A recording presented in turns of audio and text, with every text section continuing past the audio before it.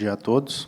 É sempre um prazer a gente ter esses convites para falar um pouquinho do que a ANP está fazendo, de quais são as nossas ações. Agradeço o Joel, agradeço o Carlos, que recorrentemente tem nos convidado para falar aqui nesse espaço. Como ele disse, a gente tem vindo aí desde 2014, 2013, para esses eventos, né? O Paulo já veio, eu já vim, a Maristela já veio. Então, eu acho que é sempre uma oportunidade para a gente falar um pouquinho do que a gente está fazendo, do que a gente vê de perspectivas aí para o mercado de lubrificantes, das questões de qualidade, que são muito importantes para a gente, né? Como o Joel falou, está tendo a palestra ali do meu colega Leonardo Caldas, ali no Auditório 2. Ele está falando um pouquinho do mercado de petróleo, gás natural.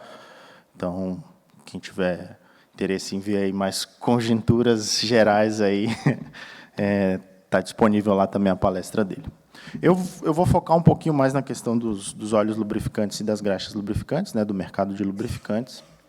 Então, eu pretendo falar um pouquinho do monitoramento, dos programas e do programa interlaboratorial, né, que a gente encerrou uma edição agora, e do registro de produtos, né. A gente está em processo de revisão da Resolução 22, estamos em fase final, aí, próximo para a publicação.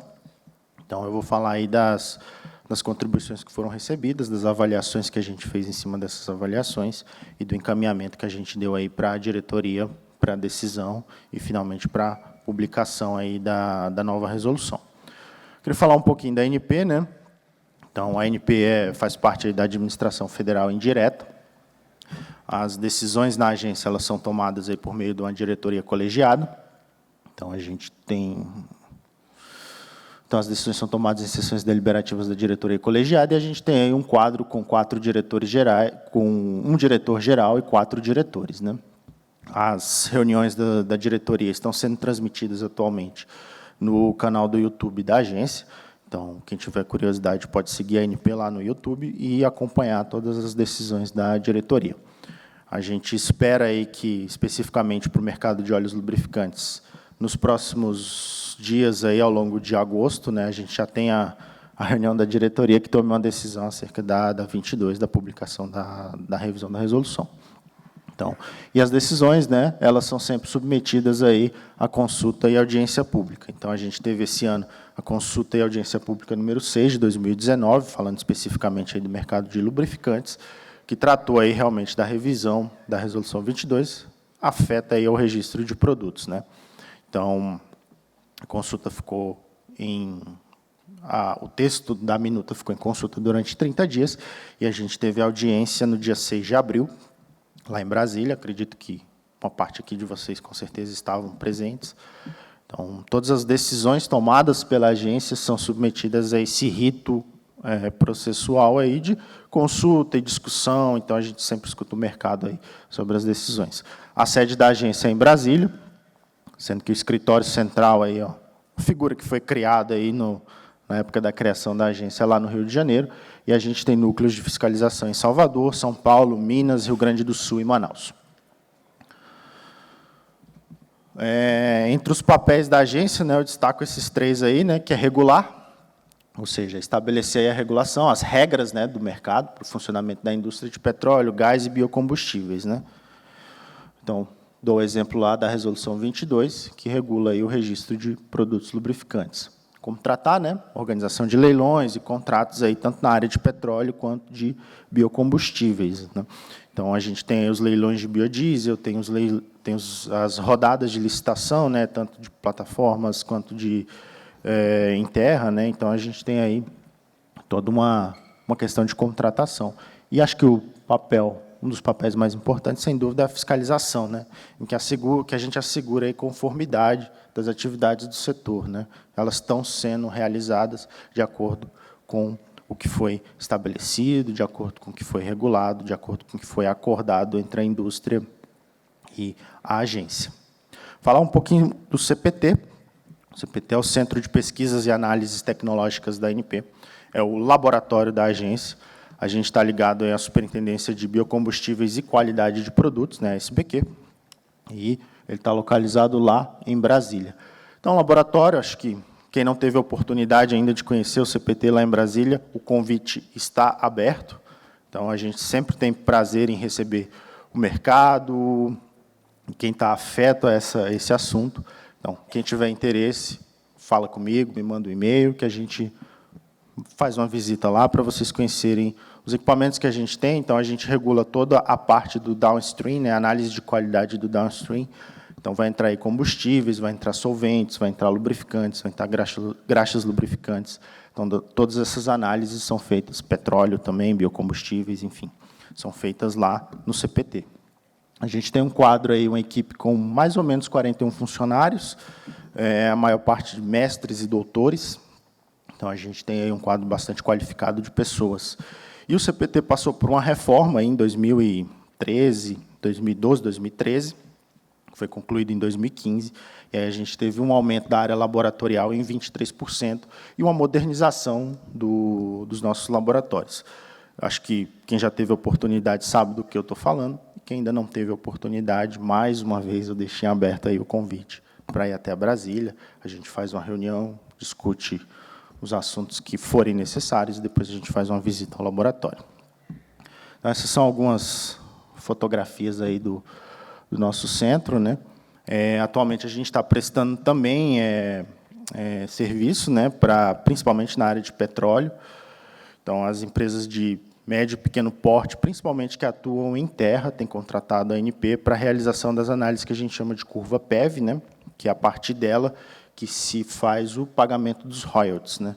Então, recentemente, a gente revisou essa resolução, revisou os preços que a gente cobrava por essas análises, e aí a gente está prestando esse tipo de serviço aí, especialmente para essas empresas aí de pequeno e médio porte, principalmente no Nordeste, ali em campos em terra. E, obviamente, também a gente faz toda a análise aí dos derivados, né? Então, a gente conduz o programa de monitoramento de qualidade de combustíveis, a gente conduz o programa de monitoramento de lubrificantes. As ações de fiscalização de lubrificantes são integralmente enviadas ao CPT em Brasília, e as ações de fiscalização também de combustíveis ali na região Brasília, Goiânia, são também enviadas ao CPT em Brasília. Então, a gente tem uma atuação bastante diversificada, a gente tem um leque de atividades bastante grande, e a gente tem uma equipe extremamente qualificada para dar resposta para todas essas demandas que a gente tem aí. Vou falar um pouquinho do monitoramento de lubrificantes. O monitoramento é uma atividade involuntária, né? Então, a gente coleta lubrificantes aí em postos de revenda, supertrocas, TRRs, enfim.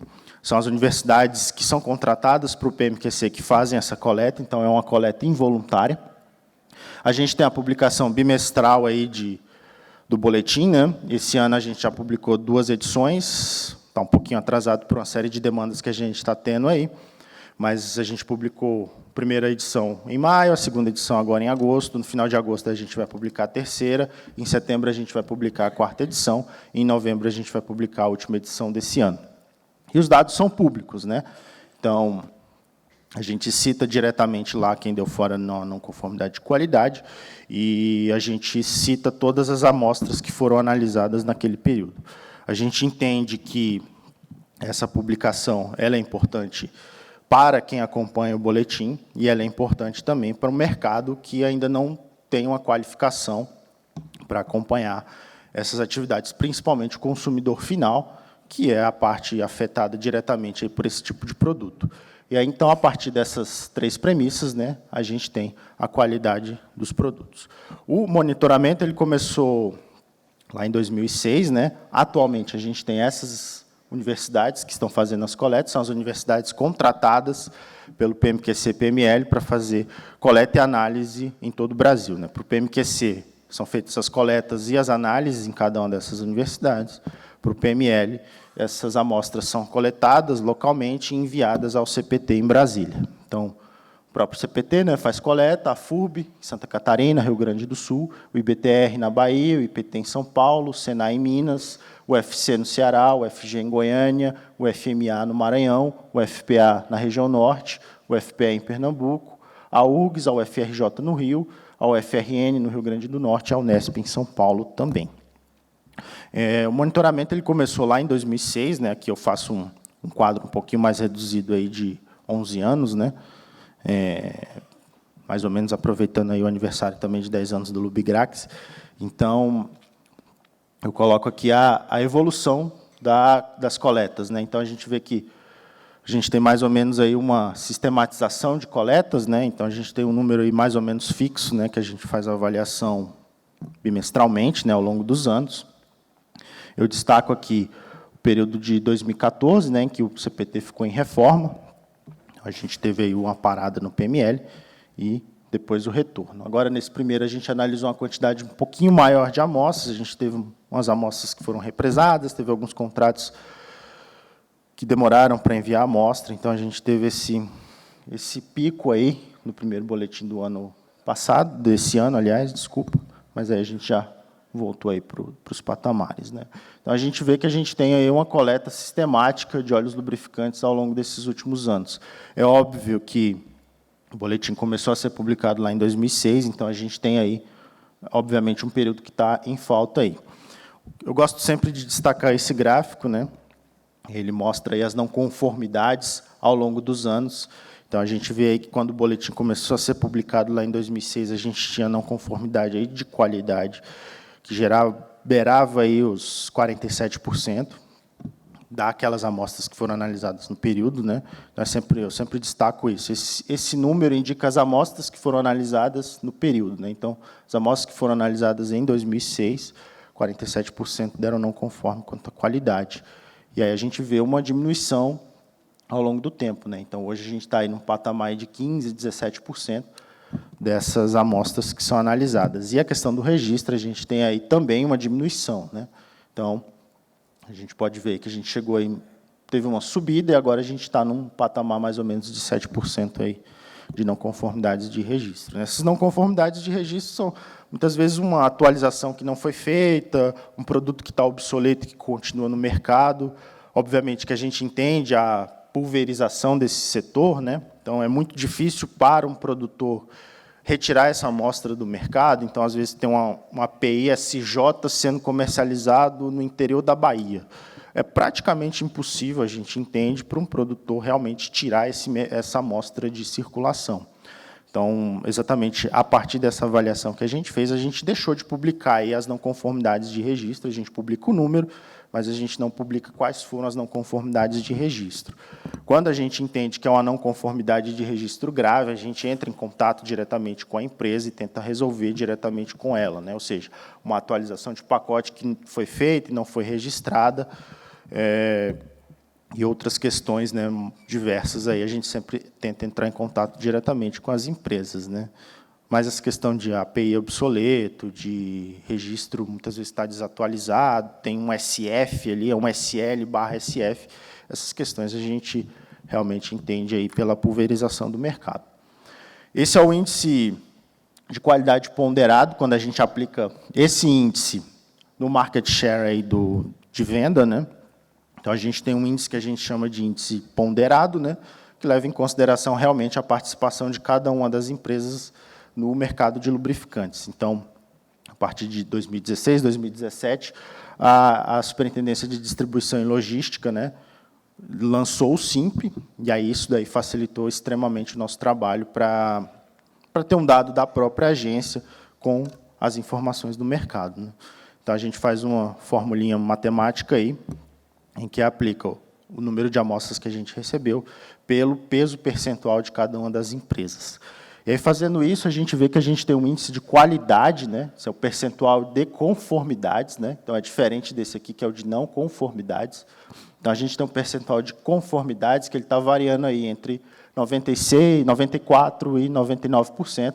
A gente tem aí um patamar aí de 97%. A gente entende que esse é um número um pouco mais adequado à realidade que a gente tem no mercado, né? Então, só para dar um exemplo, o Programa de Monitoramento da Qualidade dos Combustíveis tem um índice de conformidade que beira aí também os 95%, 97%. Então, a gente tem um percentual de não conformidades de 2%, 3%, né? Então, esse é o mesmo número que a gente tem para os óleos lubrificantes, é um número que a gente considera adequado, dada aí a evolução do setor que a gente tem, né? A gente tem empresas muito boas no mercado, a gente tem produtos de altíssima qualidade. Obviamente, a gente tem alguns problemas pontuais, né? E problemas pontuais a gente resolve pontualmente, né? Então, estamos atuando aí exatamente para tentar melhora, primeiramente, de algumas empresas, né, e, posteriormente, se não houver essa melhoria, se não houver essa evolução, a retirada desses produtos do mercado. Mas a gente entende, então, que a gente tem aí um índice de conformidade bastante adequado, o que mostra que, realmente, assim, o combustível no Brasil é bom, apesar do que o público leigo fala, e os óleos lubrificantes no Brasil são bons, apesar de uma outra empresa que a gente tem no mercado ainda. Essa é a distribuição que a gente tem aí, 2018, 2019, né, dos graus SAE que são vendidos no mercado, que foram coletados aí pelo monitoramento, né. Então, a gente tem uma predominância aí de óleos 20W50 e 15W40. Então, mais tarde eu vou mostrar um outro gráfico, que é a questão do registro. E a gente tem porque lá vai mostrar claramente que a gente tem um crescimento desses óleos de baixa viscosidade, né. Então, 5W, 15W, 0W, que não está aparecendo aqui, parece só o 0W20, mas a gente já tem uma perspectiva de crescimento desse tipo de produto, né, desses óleos de baixíssima viscosidade. Como o Cláudio falou aqui mais cedo, né, a gente tem aí provavelmente um aumento aí da importação de óleos básicos dos grupos 2 e 3, né, ao longo dos próximos anos, né, especialmente aí essas elevações de qualidade, né, elevação do API-SN, elevação do API-SM. Hoje a gente tem uma parcela muito grande de produtos API-SL, né, para esses lubrificantes veiculares, mas a gente também tem observado aí esse crescimento desses óleos mais refinados, né, mais nobres, que a gente pode colocar assim, né. Então, a gente vai ter um crescimento ao longo do tempo desses óleos básicos do grupo 2, do grupo 3. Isso também vai de encontro aí com o grau SAE, né. Então, para a gente produzir um óleo aí 15W40, talvez um óleo mineral do grupo 1 até sirva, mas para você fazer um óleo 0W20, 5W30, realmente assim, você vai ter que usar um óleo um pouco de mais alta qualidade, não um grupo 3, talvez até um grupo 4. Quando a gente fala de monitoramento, então a gente sempre pergunta, e a aditivação insuficiente, o que é aditivação ausente? Então, a gente sempre tem isso daí em mente, né?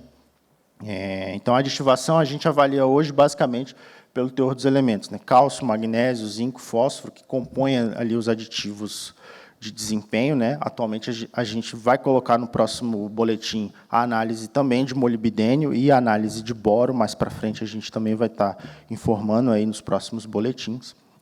Então, a gente sempre avalia aí o monitoramento com base no teor desses elementos, né?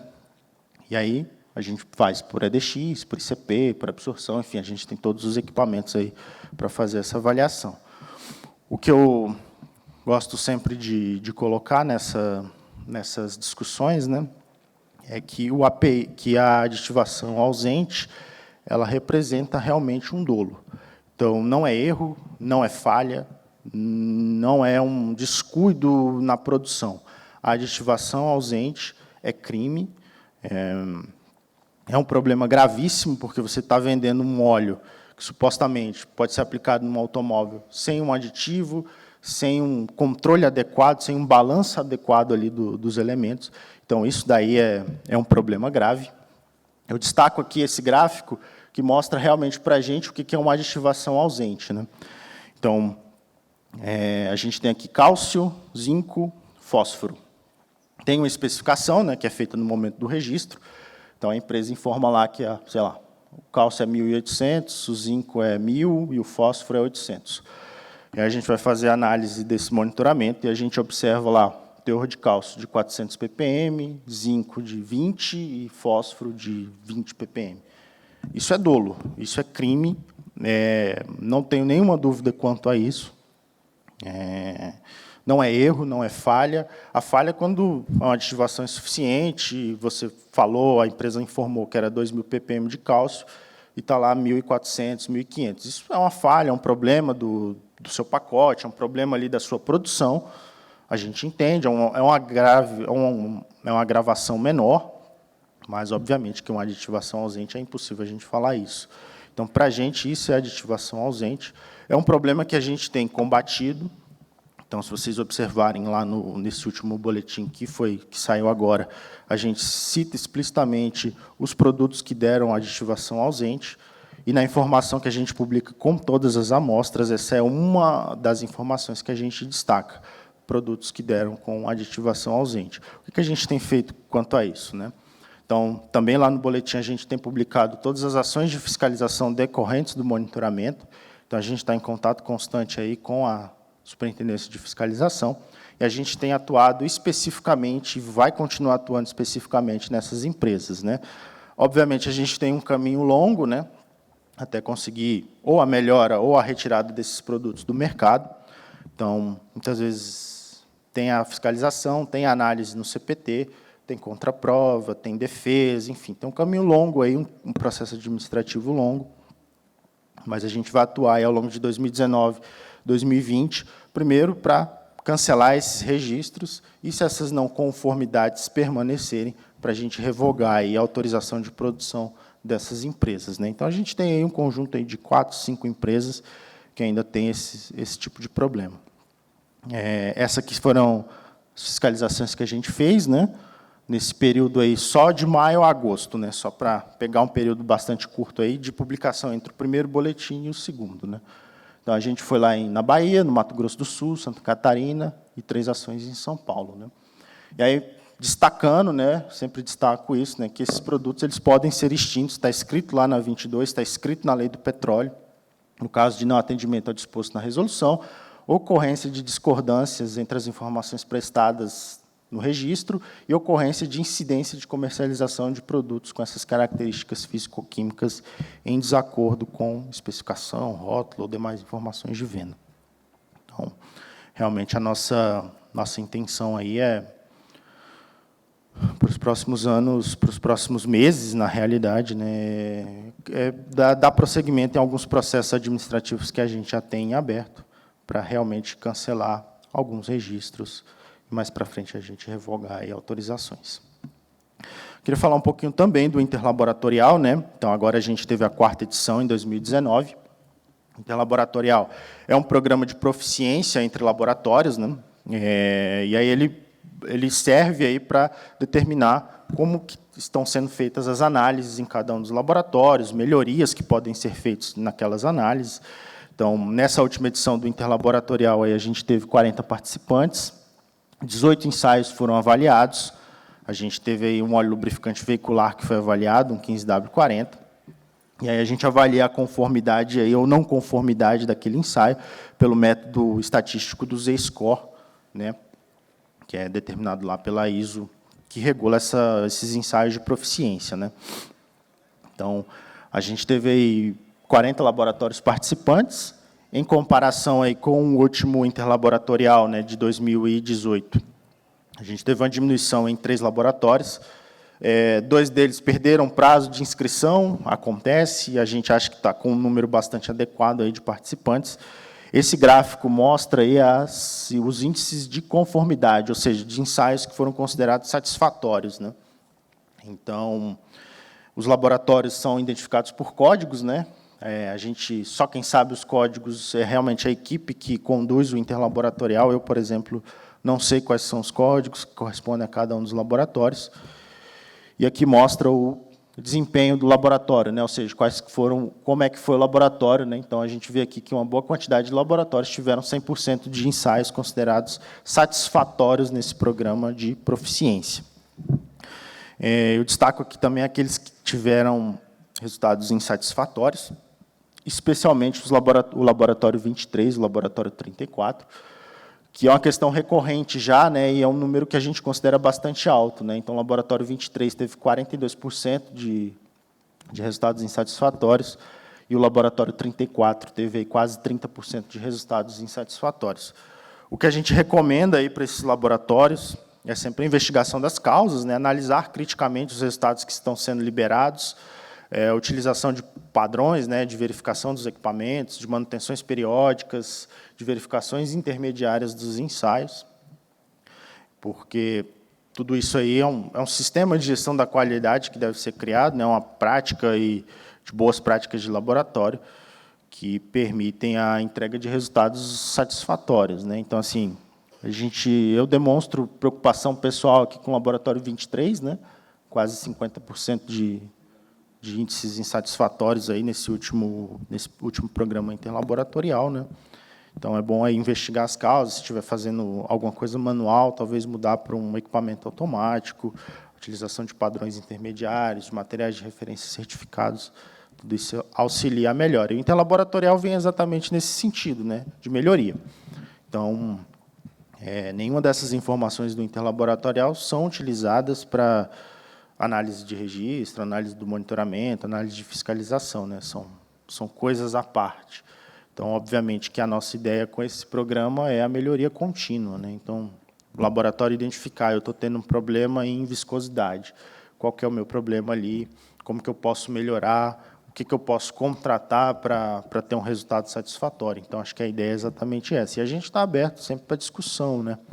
Então, se o laboratório quiser procurar a ANP, eu tive esse problema, estou tendo esse problema, o que vocês acham, qual que é a indicação que vocês nos dão, a gente está aberto sempre para essas discussões. Eu queria destacar aqui o ensaio de viscosidade cinemática a 100 graus Celsius.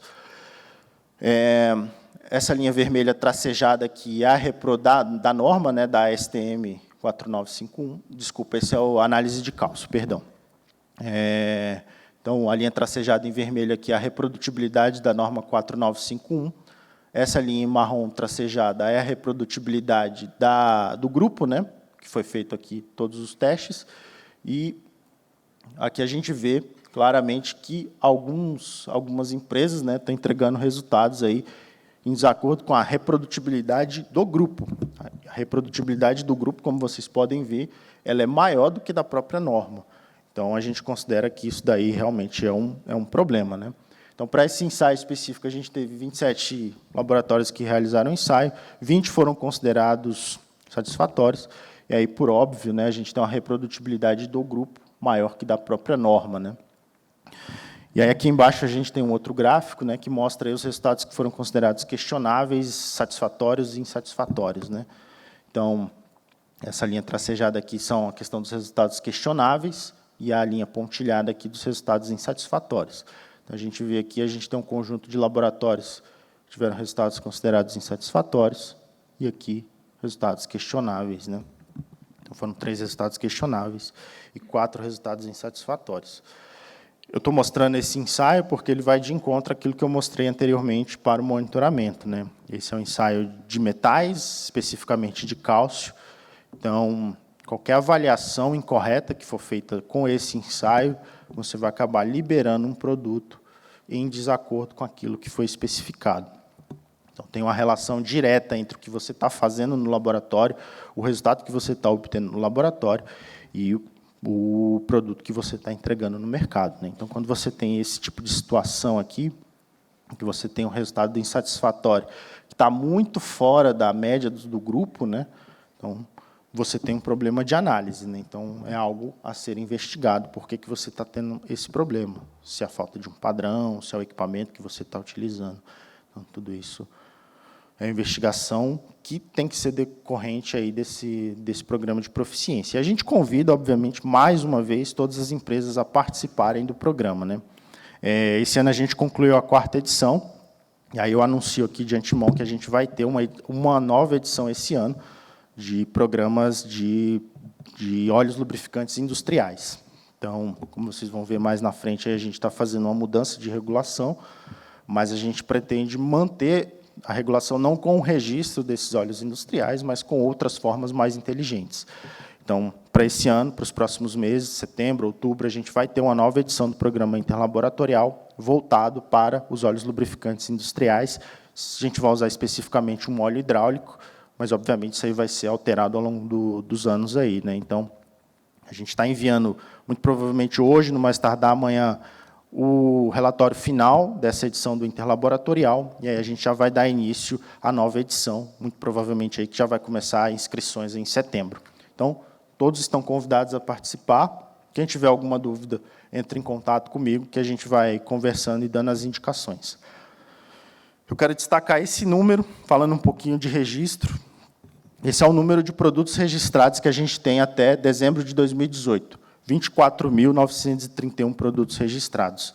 Obviamente que aí entram, por exemplo, produto ABC, tem as viscosidades 5W40, 20W40, 15W40, ou seja, isso aí vai contar 3 vezes mas é um número que a gente considera bastante robusto, né? E desse número aí, que a gente tem a seguinte distribuição. Mais de 20 mil produtos são óleos lubrificantes, 4.500 produtos graxas lubrificantes, e a gente tem alguma coisa de aditivo para óleo lubrificante e corantes para combustíveis, que é um produto que a gente registra também. Obviamente, tem um mercado muito menor do que os demais, né? Então, veja que o número de óleos lubrificantes ele é um pouco maior do que o de graxas lubrificantes, né, até pela aplicação que a gente tem desse tipo de produto. Opa. E os óleos lubrificantes, aí, por aplicação, né, a gente tem aí quase 10 mil registros aí para óleos industriais. É óbvio que a gente pode explicar isso daí pela questão de diversos graus ISO, né, para o mesmo registro, né, então, muitos produtos têm ali toda a cadeia completa do grau ISO, né, vai desde o 2 até o 200, 2000, enfim. Então, isso explica aí essa quantidade um pouquinho maior de óleos industriais que a gente tem aí registrados. A gente tem quase 10 mil produtos veiculares registrados. A gente tem aí mais ou menos 300 produtos que é veicular industrial, que aí entra óleo de trator, óleo de náutico, marítimo, enfim, que acaba sendo classificado nessa questão aí. E outras aplicações diversas, a gente tem aí quase 200 produtos. Para os óleos veiculares, né, a gente tem uma predominância aí dos graus SAE 15W40 e 20W50, que vai de acordo com aquilo que a gente observa no monitoramento, só que a gente tem um crescimento no mercado, ultimamente, dessas baixas viscosidades. Então, 0W12, 0W16, 0W20, W30, W40 e os 5W, eles têm apresentado aí um crescimento bastante vertiginoso nos últimos anos. Então, e a tendência que a gente espera para os próximos anos, né? Então, a diminuição do 15W40, a diminuição do 20W50, ter alguma coisa ali de batalha mesmo, né? De concorrência direta, mas para esses óleos mais específicos, de montadoras, em primeiro enchimento, a gente vai ter aí, com certeza, um crescimento dessas viscosidades, dessas baixas e baixíssimas viscosidades. Quanto à composição, os produtos minerais ainda são predominantes, a gente aí mais ou menos 3 mil óleos aí com produtos classificados como minerais, mas a gente já tem aí uma quantidade de sintético e semissintético bastante grande, especialmente devido à evolução dos níveis de desempenho que a gente teve para lubrificantes veiculares, né? Então, evolução aí do SJ para o SL, e aí um crescimento do API-SN, um crescimento do API-SM. Então, a tendência é que, nos próximos anos, a gente tenha aí um crescimento desses produtos sintéticos e a diminuição desses produtos de composição mineral. Para as graxas lubrificantes, a gente tem aí um percentual de quase 80% de produtos industriais, 23% de produtos de aplicação veicular. E por NLGI, né, a gente tem aí uma predominância dos graus NLGI 2 e o que a gente chama de outros NLGIs, né, que é o que cai ali entre faixas, né, a gente colocou aí, né, 2/3, 1/2, o 00, o 0/00, enfim, está todo englobado aí nesses 33%. E aí uma menor quantidade aí dos NLGI 1, 10. Então, é mais ou menos o que a gente observa realmente no mercado, né, uma predominância aí do NLGI 2. Bom, falando agora da 22, né, o que acontece? A gente fez a avaliação de todas as contribuições que foram feitas na consulta, na audiência e posteriormente, né, a gente deixou isso em aberto. Já demos uma indicação aí do que a gente entende como correto e o processo agora está em trâmite superior, né? Então, está em avaliação aí com a Secretaria Executiva da agência e com a diretoria colegiada para as decisões finais, né? O que a gente está propondo aí nessa minuta final, né? Então, a desregulamentação dos aditivos, né, para óleos lubrificantes, esses produtos aftermarket, é um produto que a gente considera não essencial para o motor, para o óleo lubrificante, e é um produto, inclusive, que ocasiona aí a perda de garantia por parte das montadoras. Então, a gente está propondo aí a desregulamentação desse tipo de produto. A isenção de registro para esses óleos industriais lubrificantes, a gente entende que é um mercado maduro, e a nossa pretensão é que a gente tenha um controle de qualidade por outros meios, né? Então, agora a gente vai ter um programa interlaboratorial específico para os óleos industriais, e para 2020 a gente já está estudando aí um monitoramento que a gente vai fazer anual, um survey, um estudo do mercado realmente para a publicação de boletins anuais para esse tipo de óleo, né? Então, a gente vai fazer isso daí ao longo de 2020, 2021. Então, a gente pretende ter aí uma regulação um pouquinho mais inteligente, que não envolva necessariamente o registro do produto.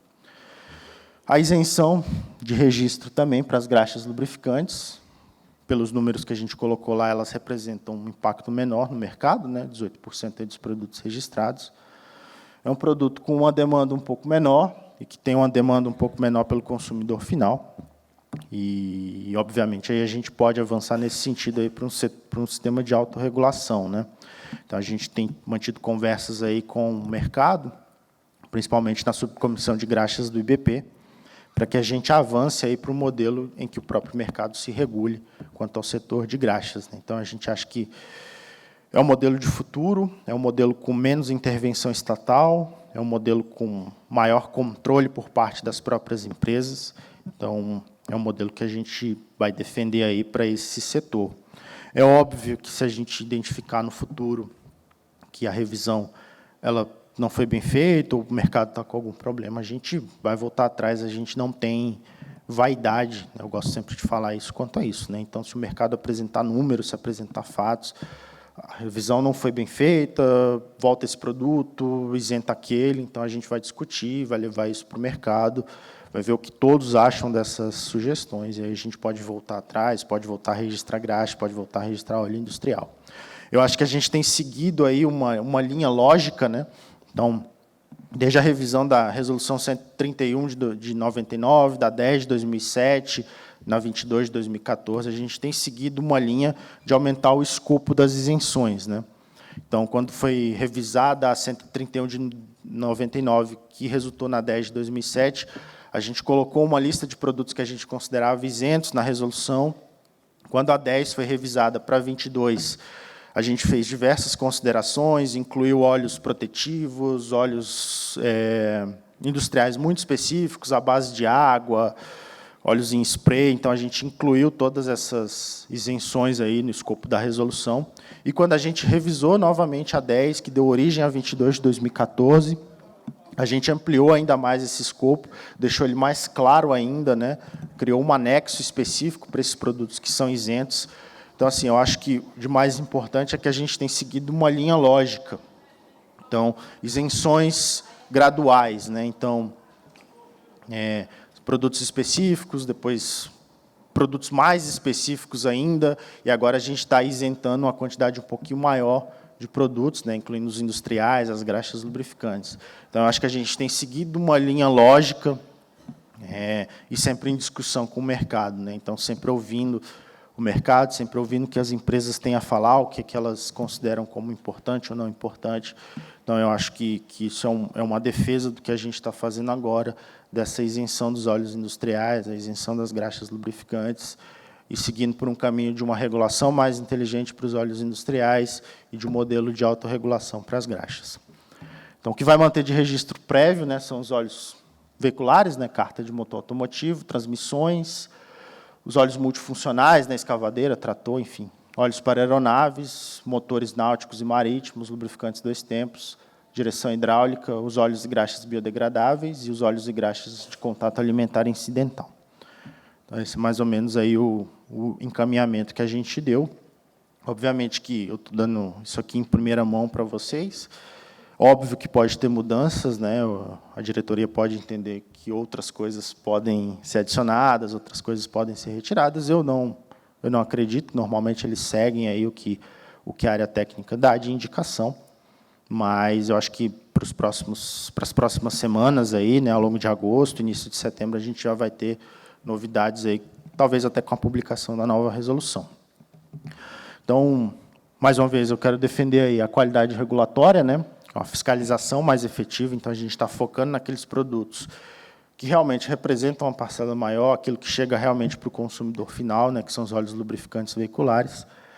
Então, para isso, a gente está defendendo a simplificação, tanto de procedimentos regulatórios, quanto pelo número de produtos registrados.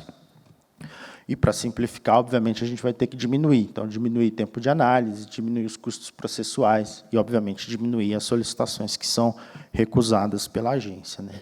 Então, eu acho que esse é o parâmetro que a gente está seguindo, né? Essa qualidade, essa fiscalização mais efetiva desses produtos que, de fato, né, afetam aí o consumidor final. Então, só para fechar aqui, acho que eu já até estourei meu tempo, mas, então, o que a gente tem aí de perspectivas para 2019, início de 2020, né? Então, é concluir o processo de revisão da Resolução 22, acho que até setembro, final de setembro, isso aí já tá na praça. Reiniciar o processo de revisão da resolução do programa de monitoramento. Eu acho que todos acompanharam aí a revisão que teve o programa de monitoramento de qualidade de combustíveis, né? Vai ter uma mudança aí na forma como as amostras são coletadas, quem é que paga essas amostras. Então, a nossa ideia é ter uma resolução específica para o monitoramento de lubrificantes, descolado do monitoramento da qualidade de combustíveis. Então, a gente já deu início a essas discussões e, obviamente, que sugestões de todo mundo são bem-vindas para que a gente tenha um entendimento conjunto aí. Fortalecimento dessas ações de fiscalização, né? Então, eu acho que a gente está bem direcionado aí pelo programa de monitoramento. Então, tem algumas empresas que a gente vai atuar prioritariamente nas fiscalizações, então a gente está fortalecendo essas ações aí ao longo dos próximos meses. Cancelamento desses registros de produtos que apresentem aditivação ausente, né? Então, a gente vai dar prosseguimento nos processos. A gente vai manter e ampliar aí os programas interlaboratoriais. Então, como eu falei aqui de antemão, a gente vai ter uma nova rodada esse ano para os óleos lubrificantes industriais, e ano que vem a gente vai ter mais 2 rodadas, né? Lubrificantes veiculares no primeiro semestre, lubrificantes industriais no segundo semestre. A gente vai publicar um sistema de pesquisa aí que está fazendo falta aí, né, de produtos registrados no site da ANP, que a atual sistemática lá está só até julho de 2018. A gente está com isso pronto para publicar até dezembro de 2018, e aí a gente vai sistematicamente atualizando essa informação. Então, vai ser, na realidade, uma planilha. A gente entende que é mais fácil para qualquer um ir lá e pesquisar, ver se o produto está registrado, se o produto está ativo, qual que é o grau SAE. Então, é melhor do que o sistema atual hoje. E aí a gente está ampliando também para ter um app aí. Em breve, a gente vai ter novidades quanto a isso. E fortalecer, obviamente, a comunicação com o mercado, né, por meio dessas participações do Lubigrax, do encontro com o mercado. Então, como eu disse no início, é sempre uma oportunidade aí para a gente falar um pouquinho do que a gente está fazendo, do que a gente vê como tendência aí no mercado de lubrificantes. Mais uma vez, eu agradeço aí ao convite, ao Joel, ao Carlos, e que a gente está sempre à disposição de vocês, do Lubigrax, para a gente continuar discutindo, para a gente continuar avançando. Então, aqui estão os meus contatos, meu telefone pessoal, da mesa, meu e-mail. Então, quem tiver alguma dúvida, questionamento, ranger de dentes, pode entrar em contato comigo. Tá bom? Obrigado.